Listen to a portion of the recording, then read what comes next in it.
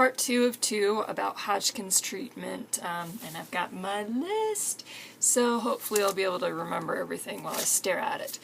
ABVD side effects. So, port surgery.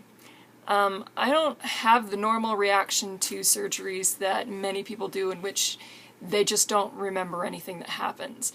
When I had my wisdom teeth out, I was awake the whole time, even though I was supposed to be not conscious, and yeah. And the after effects are a little bit different for me, although I don't think they're really out there. They're just, I don't ever have any of the euphoria or distortions going on that some people get mentally. It's like I'm really groggy. So pretty tame side effects, and with the port surgery, they don't put you under. You're a little bit awake, and yeah, it was really painful at one point where they were stretching, and I think it's when they were shoving the catheter part that goes up into the jugular that hurt, but I hardly remember it, and I was hardly conscious at the time. So, do I remember it? Yes. Is it an awful memory? Not really. It wasn't too bad. I did, however, get horrible skin irritation from adhesives, and it's just been steadily increasing over the years in terms of things that my skin doesn't tolerate. And that's been a case ever since I was little, and it tends to be a trend in my family, just to have sensitive skin and not be able to tolerate perfumes, makeups, anything I have on my skin basically makes me break out into hives, or makes my skin peel off, or bright red. So that, with the skin adhesives that they used during the surgery, yeah, I had really beautiful reaction. I'll try to post the picture if I can figure out how to stick it on the video. I don't know how good of a video editing program I have. I think it just cuts for time. So, we'll see. Anyhow, first treatment with ABVD. I go in, I talk to the doctor, they set me down, they take my blood. None of that's bad. In fact, I can't even feel the needle going in and out like I normally do, because it was so irritated and painful. Couldn't feel a thing other than pain. So, I did get, with the ABVD, I started to get these gurgling sensations, and I thought that it was just kind of funny, because I just started to burp and burp and burp, and I had been coughing because of the Hodgkin's, and now it was burp, burp, burp, burp, burp, burp, burp, burp, burp, burp, on, and gurgles, loud gurgles in my guts. I didn't think anything of it at the time, and of course there's lots of weird tastes with the, well, I shouldn't say of course, not everyone tastes it, but anything they stick into me, the saline, the heparin, the adriamycin, all the drugs, they have these tastes. Vinblastine tastes a lot like bitter blood, and the dicarbazine tastes a lot like a Band-Aid that's gone rancid. Gross. And then also weird sensations, so some of them I could feel it going in, and it kind of felt like something was traveling down inside my esophagus, except rather than inside my esophagus, it wasn't inside my esophagus, and I could tell that, but it felt like it was right outside the esophagus or something. And it was cold. It didn't hurt. It just felt weird, smelled weird. I smelled the things that were inside my blood. And then I started, at the very end, I started to get a burning sensation. And my mother tells me that I was turning red, so just my whole face, especially my scalp, and then down the back of my neck, across my shoulders, burning sensation. But mild burning, not too bad, until I went out in the sunlight. And when I went out just to go walk into the car, and I drove myself home, I thought I was fine. Later on, other times I went in, I never drove myself again. That was ridiculous the first time, but I didn't know better. Anyhow, so I go out in the sunlight, and the second the sun hits my scalp, which I had already buzzed my hair off just to get it gone, I knew it was going to fall out. Anyhow, it was as if it were on fire. Someone had just poured gasoline and lit it up. The worst burning sensation I've ever felt, bar none, and that includes second-degree burns from chocolate sauce that was boiling, and a third-degree burn from curling iron when I was little. So really painful, and I just put my hand over my head and ran to the car as fast as I could. Fortunately, it wasn't that far away. And since then, I haven't gone out in the sunlight without covering, without anything. I basically hide inside all day. It's gray today. I could go outside, but if I did, I would put on a hat, sunglasses, things like that, because it just, ow, pain from the sun. And also my eyes are really sensitive to the sun.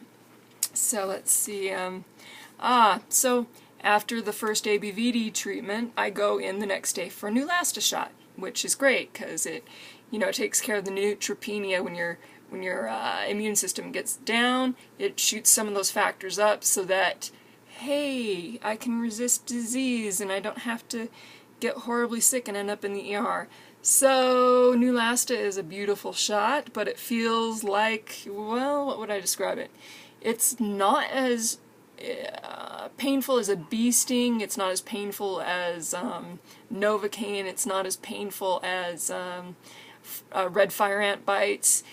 But it's about like a horsefly bite. So if you've ever been bit by a horsefly, it's about what it's like going in. So I just did some heavy breathings, in, out, while it lasted, sticking it in. And then it goes away. The pain doesn't last past getting the shot. Of course, there are the long-term side effects of the Neulasta, which I will talk about because I had some unusual side effects. Normally, people get some bone pain, kind of like, from what it describes it as, it sounded like if you've ever had growth pains in your legs when you were younger and you were growing real fast. That's apparently what it's supposed to be like, and you can also get it in your hip. Mine was a different reaction. So, the neutropenia, I think around here somewhere. Ah, yes. I can show you some of my blood results. So, when they go in and you go in, the first thing they do before they give you any drugs is they take a blood sample, and you can see here we've got high, low, low, low, low, and then this one right here, C note, yes, special stuff, and nothing's normal. Well, what's normal? Ooh, my monocytes are normal. And then I've got eosinophilia. My eosinophiles are really high. Yeah, anyhow. So, blood work all over the place, but I never had to go in for platelets or red blood. And by red blood, I mean go in and get, what is it called? Transfusion, blood transfusion. Some of the other people that I met there did, but I got lucky or something. I also never had to go in for fluids. That's another possibility. So I didn't have any of those, and I never ended up in the ER yet. We'll see. What else? Okay, so the first 4 days after treatment, and this lasted through all of my treatments, I was just sick and tired. And I got this pain right underneath my skin, and it wasn't bone pain, and it wasn't muscle pain, but it was right underneath my skin, and particularly bad right on these two ribs. I guess it was a little bit of the ribs, but a specific spot, like right here and here underneath the clavicle, these two more prominent ribs. The one on the left's a little bit over the heart. I got pain right there severely, and, well, by severe, not death pain, but it seemed like a lot more than it should have been. And then also on the ribs that are right under the armpits, so what would you call that, axillary, and I got jaw pain. And then I started to feel better after the first treatment. In fact, I started to feel better than I had felt for a long time, which was awesome. It's like the whole way through all of the treatments, I started to get better and better and better. I mean, the treatment sucked and there were side effects, but I could tell it was working. Now, we'll see what the final results are next week. But, okay, during successive treatments, I did start to develop some vomiting and nausea. For the most part, at home, it was controlled with the medications they gave me. But when I went in for chemo, they would give me Ativan and Aloxi, and, you know, iron in order to help me take care of the anemia that I have going on, and then also to deal with anxiety and nausea. They would give it to me first, and I still got sick. I'd be sick all the time that they were putting the chemicals in my body. And that started about 2 months into treatment when I started to develop the vomiting and the horror of chemo itself. And they did kick in some other stuff to try to help me, but I never got over it. It was like once it was there, it was just going to stay. So, you know, I tried to stay as relaxed and at ease as I could, but I did develop anxiety about going in for treatment about, you know, when I started to have the vomiting episodes. And so I did a lot of home therapy for that in terms of meditation, but that's more, you can hear more about that in my talk about managing side effects. But side effects, what else did I have? Oh yeah, right after treatment, usually I would just turn sheet white, and my tongue, the top of it, it's not so bad right now. Yeah, it would turn completely white on the top, and then it'd be normal color on the bottom. And there's this kind of nasty, thick, viscous saliva or phlegm that would just build up across the top of my tongue. I can't explain it, it's just what it was. And then by the time I went in for the next treatment, it would be back to normal. Also, the edge around the outside of my tongue, just this, yeah, the edge would get thick. And I would wake up in the morning and I could see the indent of my teeth on this big foamy edge of my tongue. That wasn't listed in side effects, but there you go. Okay, what else? Dehydration, constipation, and gut pain and cramping for the first few days after treatment. And sometimes the gut cramping and the pain would last for longer. Yeah, and hair loss. So here's my advice about hair loss. You can go ahead and jump the gun and just buzz it off like I did, but my hair actually ended up growing back for not all the way, but you know, about 3/4 of an inch was already back by the time it started to fall out. So my recommendation to you, if you care about my opinion, is to go ahead and wait till it starts falling out and then go ahead and just buzz it. I wouldn't just leave it until you get clumps. If you start getting clumps, you're going to find that it is kind of traumatizing, and it's going to be easier if it's just short. And there's helps out there. You can get wigs and things like that, or hats or whatnot. I don't like it. It bugs my scalp, so I just go with the bald. Yeah, so my eyes dry and irritated, really bad. I ended up going and seeing an ophthalmologist about it to make sure nothing untowards was happening. I also got the mouth and throat sores that they talk about. Couldn't always see erupted sores, but certainly the irritation was there, the throat sometimes. Not so much now. I get it occasionally. I haven't had any this past week, so I'm hoping I'm done with those. We'll see. Also, the adriamycin, which is bright red and a beautiful color in spite of how nasty the side effects are from that puppy, it can cause pink and orange urine. So, that happened a couple times, maybe. But, you know, it's not like it's blood, so hey. What else do we have? Skin color changes. You can't really tell because I don't have a great camera and lighting setup or anything like that, but my skin looks like a horror story.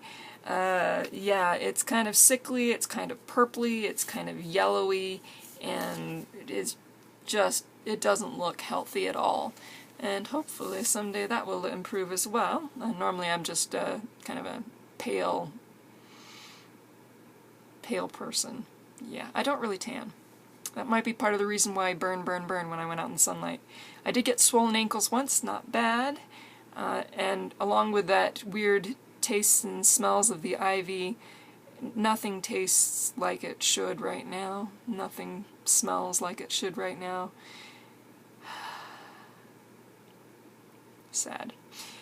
Chemo fog. I can't think. That's one of the reasons I have this list right in my hand. I can't think clearly. And some of that chemo fog, once I walked out of treatment and I was feeling fine, and it was just like I hit a wall, like suddenly chemo fog came down on me. And that includes things like dizziness and headaches, time. I can't tell what the time is as it passes. Like, I know that it's during the day right now because there's sun up, but I have no idea what time it is unless I look at the clock, and I can't remember what time it is, except I kind of have this vague feeling it might be in the afternoon. Whereas before, you know, people would ask me, hey, what's the time? And I could just guess and I would know. I don't have that sense of the passage of time like I used to. This past 6 months feels like it's been 5 years. I can hardly remember what life was like before I had to go through chemo. Don't get sad about it. Oh. I can't form memories properly. Lists are really important. Really important, because I can't do complex thinking. I have to write things down like a cheat sheet for my brain, because my brain doesn't work properly. Complex thinking, nope. Complex math, I could do it with some assistance beforehand, and now I don't even try. Vision changes, I had some. Part of it, the ophthalmologist thought it was due to the dry eyes, and the other part, pretty sure, he said it was classic migraine symptoms, so I'd never really had those symptoms before except for with concussions, but some of those vision changes that I experienced were a little weird and unnerving. I had blurry vision, double vision, and then I had a shift. So as I'm leaning over the sink, it looked like one side just went for a second, which for me, I put my hands on the sink and rested myself, and I thought, something's not right, which led me to go see the ophthalmologist. Okay, so what else? Overstimulation. I've not really had a problem going out in busy, crowded areas or being around flashing lights or watching action movies or anything like that. And now I get motion sickness if there's too much motion, and there were times during chemo when I just wanted to shut the whole world out, and it wasn't like I don't like my family, and it wasn't like I don't like hearing sounds. It was just too much.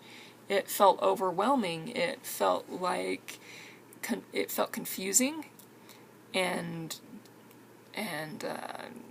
yeah, I've never experienced anything like that before. It was so much. I couldn't handle it. I'd just go in my room and drape a blanket over my head and lean against the wall. Yeah, too much stimulation. Fortunately, I haven't had that one since stopping the chemo this past time.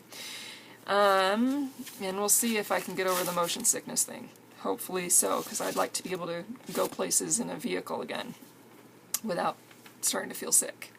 Neuropathy. It's one of the dangerous side effects of chemo. You won't be able to feel your fingers, you won't be able to feel your toes. I didn't have too much problems in my fingers. They do feel a little like they're not as sensitive as usual. But my toes, last chemo, they felt like they were kind of a little bit stiff cotton balls on the end of my toes. I couldn't really feel my toes at all. It does seem like that sensation, yeah, now that I think about it, the sensation is coming back a little bit in my toes, so I think I might be okay. But, yeah, the neuropathy is kind of one of those unpleasant side effects that, yeah, I like to be able to feel things. I like to be able to sense the world around me. What else? I can't even read my handwriting on that one. No idea. Oh, I can't focus on things.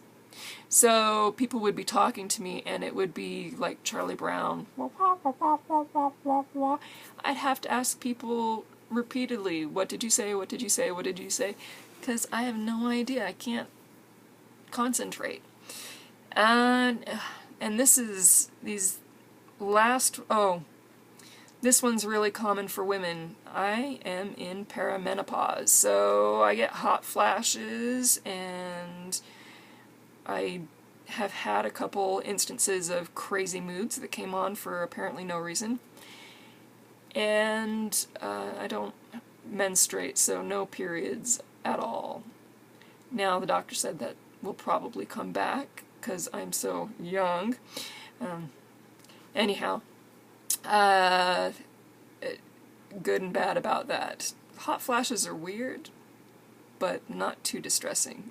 I just wake up and all of a sudden I'm hot and I can't sleep and I have to throw my covers off. And then I start freezing again.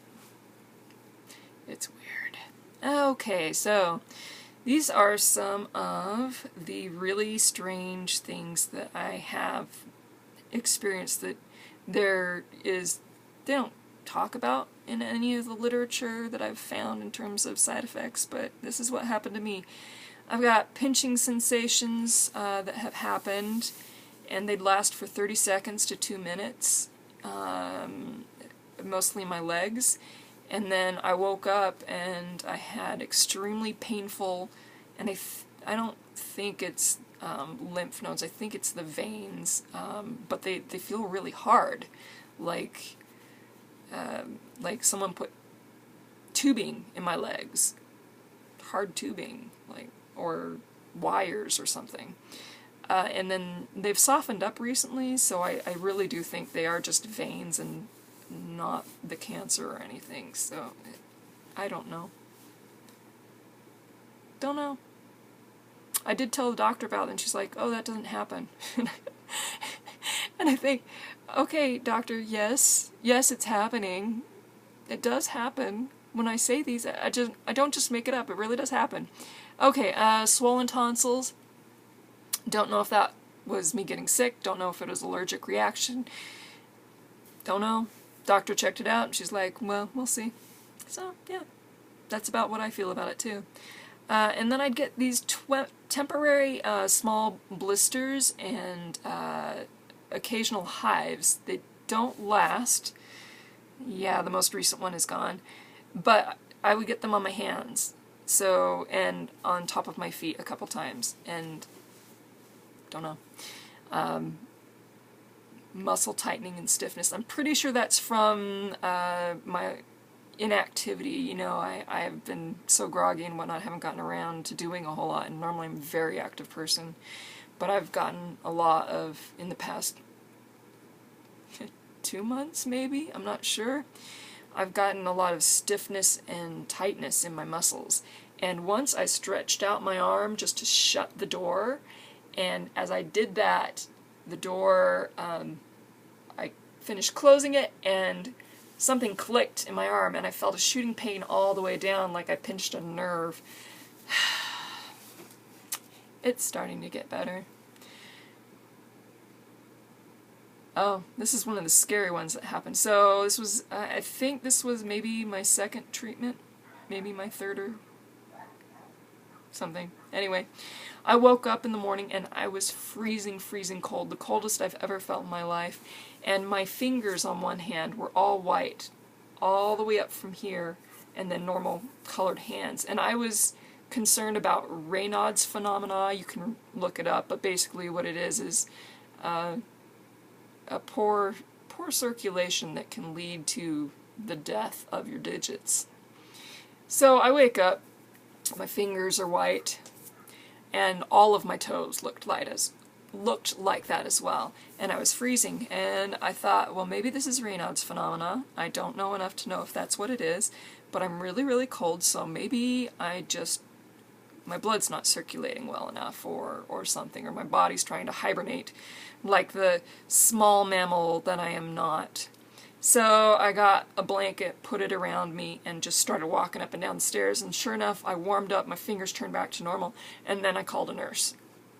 Or rather, my sister, who is a nurse who's dealt with chemo patients, and she helped me clarify a little bit more what Raynaud's phenomena would be like if that actually happened. So I'm glad that only happened once, because it did scare me pretty much. Glad I didn't panic. Okay, and then the last one that I dealt with that I have never heard anyone, at least the last one that I remember, that I've never heard of anyone having, is I had a blister form on the bottom of my ear right here, and it was probably about that big, and at first I felt severe pain right here. Then the blister showed up, and then it hardened and peeled off. So not like normal blisters that I've had. And it happened once, I told the doctor about it, she didn't know. Well, with this last treatment, I've also gotten those blisters. First of all, the pain, then these blisters, and they popped up all on this shoulder, and a little bit on, yeah, I've still got a scab on that side. Well, not a scab, but one that hasn't completely dried up and peeled off. So I had a bunch here and here, with one here, well, a couple over here with this last treatment. So these super painful blisters, I don't know what they are, I don't know why they showed up, and I will be happy when they're gone and I don't have to think about them anymore. So that's my crazy list of side effects. There's probably some more that I had that I just didn't write down because, yeah, during the last half of my treatments, I have been not functioning as well in terms of remembering to write things down or remembering what happened, and it's all just this weird, foggy strangeness, which I don't mind so much because, hey, maybe I don't have to ever remember it or feel traumatized by it, especially if I have to go in for more treatments. So, you know, the good, the bad, and the ugly. And I think my next video is going to be about how family and friends can support, because it can be really awesome. I don't really have a bunch of close friends like I used to when I was younger. So it's been mostly family helping me out, and then sometimes friends, especially ones that live closer, like friends in the neighborhood or friends from church. Anyhow, yeah, so that'll be my next video. And if you have crazy side effects and you're going through chemo,